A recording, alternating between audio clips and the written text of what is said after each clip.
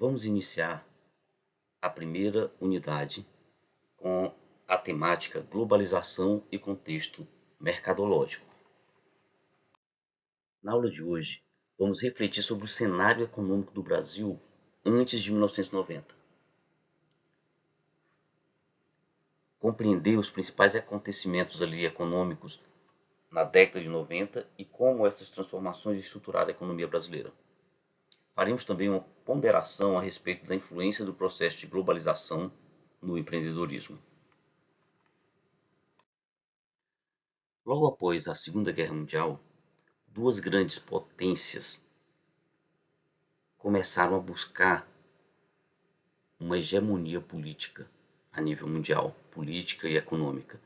Estados Unidos, com foco capitalista, e a União das Repúblicas Socialistas Soviéticas, com propostas socialistas.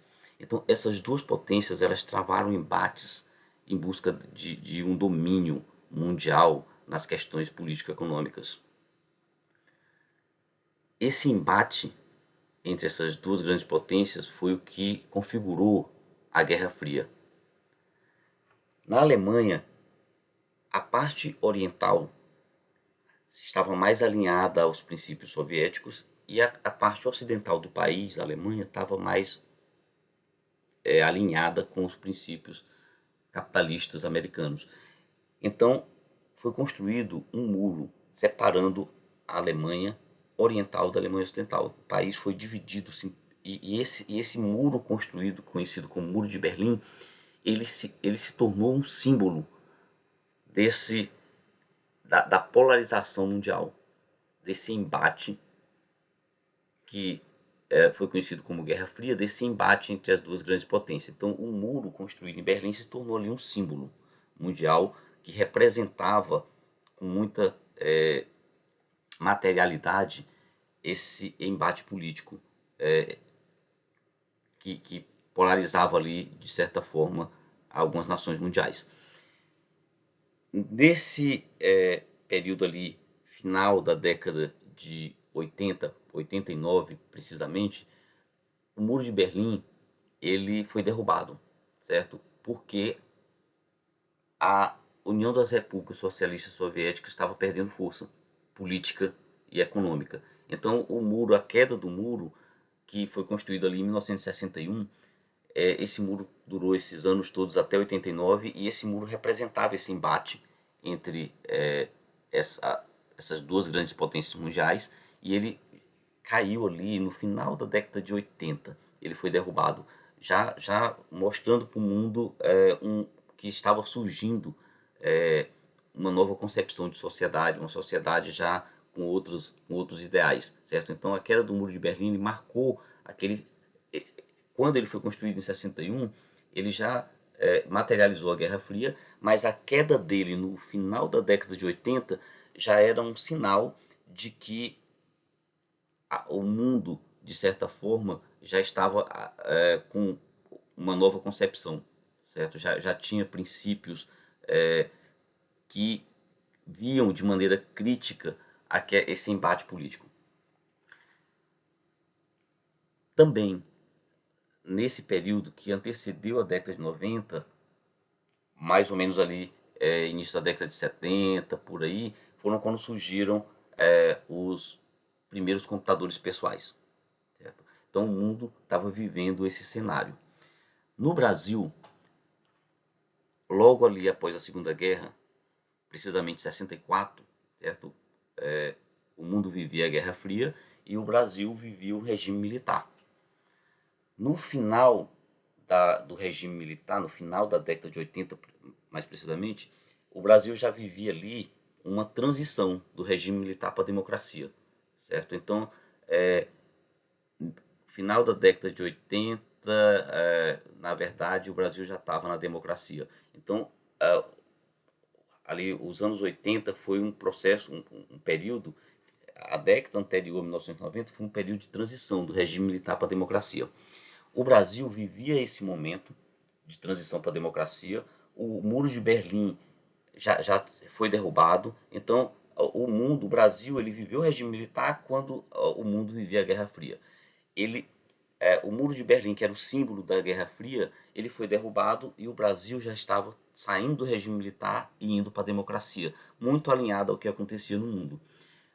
O cenário econômico brasileiro, nesse período todo, era configurado por uma inflação muito alta, por uma recessão e desaceleração contínua, desemprego muito alto e com a democracia se implantando no país, foi então promulgada uma nova Constituição Federal, que é a lei máxima do país, que nós temos ainda hoje em vigor, que é a Constituição de 88.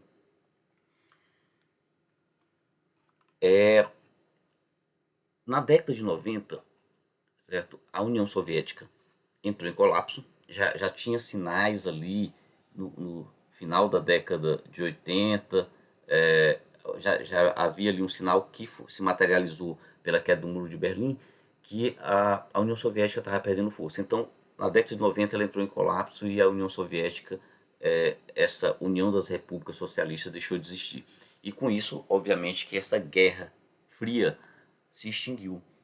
Certo? As duas grandes potências que travavam essa batalha pela hegemonia, se uma potência se dissolveu, então os Estados Unidos imperou ali como grande potência mundial e a Guerra Fria acabou na década de 90. Nesse mesmo período, o computador pessoal que havia surgido ali nas décadas anteriores se popularizou, certo? E aí foi quando a gente teve acesso, aí surgiu para contribuiu até para essa popularização do computador pessoal, o Windows, a internet e o e-mail. Certo? A década de 90 foi marcada por esses programas, por essas tecnologias implantadas e isso contribuiu para que o computador pessoal se popularizasse. Com a popularização do computador pessoal, o comércio eletrônico surgiu no mundo. O mundo vivia um período de vendas online. A década de 90 no Brasil foi marcada por confisco de poupanças. Foi quando o governo Collor, no início do seu mandato, ele já confiscou todo o dinheiro depositado ali pela população brasileira e a juventude brasileira, a população brasileira representada muito pelos jovens, pintou as caras, foi para a rua pedir o impeachment do presidente. E, obviamente, o impeachment aconteceu. O Brasil começou, então, depois, nos governos seguintes, a trilhar um processo de estabilidade econômica com o governo Itamar Franco. Certo? Foi quando o Plano Real começou a ser implantado no país, tendo ali paridade com o dólar, custando o mesmo valor do dólar. Certo? Então, o Brasil começou, na década de 90, a entrar num processo de estabilidade econômica e momento também que a cultura e o esporte foram valorizados no país e que essa estabilidade econômica conseguiu promover o crescimento da economia do Brasil. Então, em função de todos esses aspectos, dessa transformação de democracia se consolidando no país, de estabilidade econômica ali se materializando, a década de 90 foi considerada como um marco para o Brasil. Por quê? Porque foi nessa época que foram definidas muitas práticas econômicas que estruturaram o mercado brasileiro, mercado econômico que a gente vive ainda hoje, certo? Então começou em 90 esse processo estrutural, essas definições que marcaram o país economicamente, o Brasil economicamente até hoje. Com o fim da Segunda Guerra Mundial, a população vivia um momento de viver intensamente, certo? As pessoas no mundo queriam aproveitar a vida na sua plenitude. Era esse o sentimento de toda a população mundial. E esse sentimento incitou ali muitas mudanças, certo? Principalmente no que se refere à globalização. Então, as nações envolvidas diretamente com a guerra, principalmente ali a Alemanha, Japão e Estados Unidos, a população desses países estava ávida por viver, certo? Querendo aproveitar o mundo na sua plenitude e, de certa forma, eles não estavam respeitando certos padrões, não estavam respeitando ali padrões que foram configurados para que a população respeitasse alguns limites ali, até limites fronteiriços, certo? De você respeitar as fronteiras, de você... Então a população estava num novo momento e a globalização ela se evidenciou alinhando-se ali, de certa forma, com esse sentimento da população, com essa concepção que a população tinha de esse novo olhar para a vida, certo?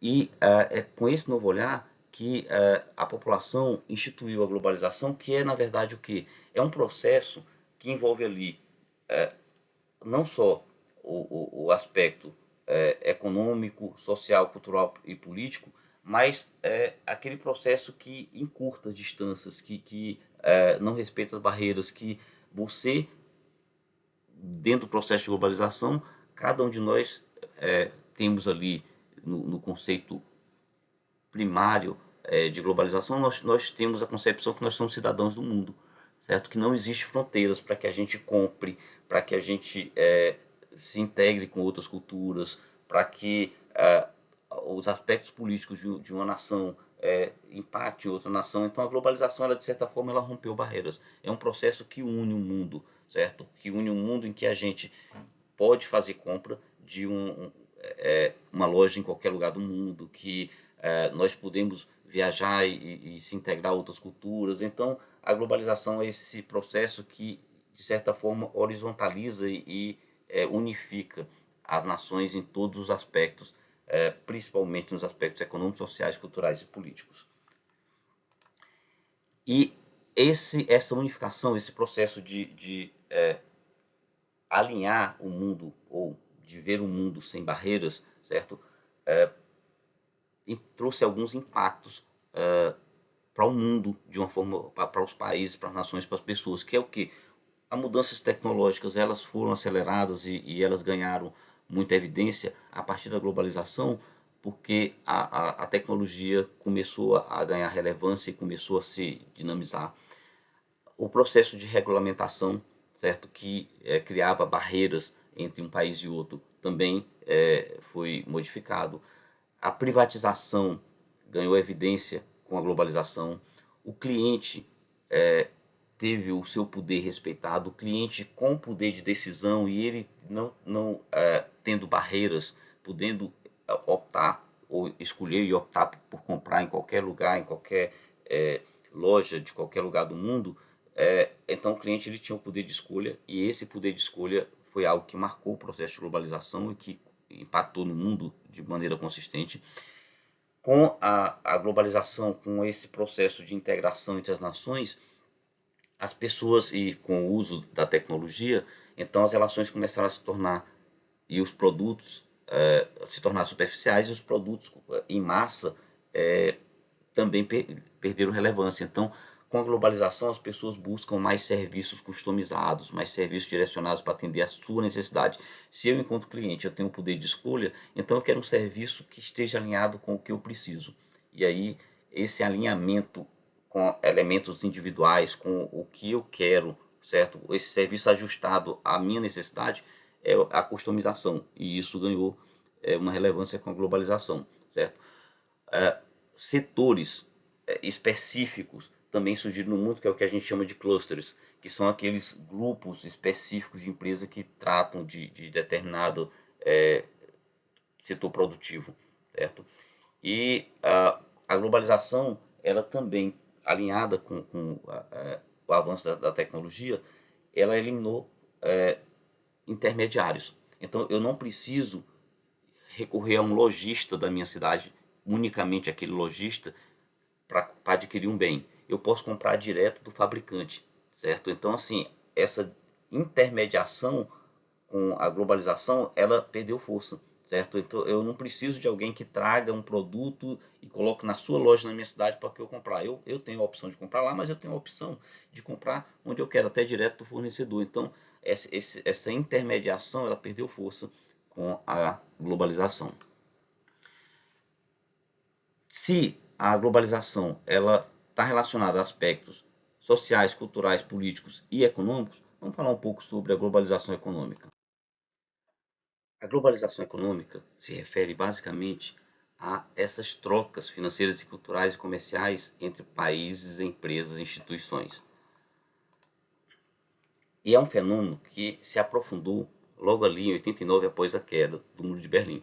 Então, aquela divisão que existia entre países capitalistas e socialistas deixou de existir. Houve então um fluxo de mercadoria muito intenso entre países e surgiram algumas associações de países para fortalecer esses países economicamente, entre eles o Mercosul, que é um dos das associações entre países que o Brasil faz parte, certo? Mas esse processo de troca entre países de mercadorias, enfim, ele também se intensificou com o processo de globalização econômica, com a implantação de filiais, de empresas implantando filiais em várias partes do mundo, certo? Então, a globalização econômica ela se materializou muito nessa implantação de filiais em diversos países.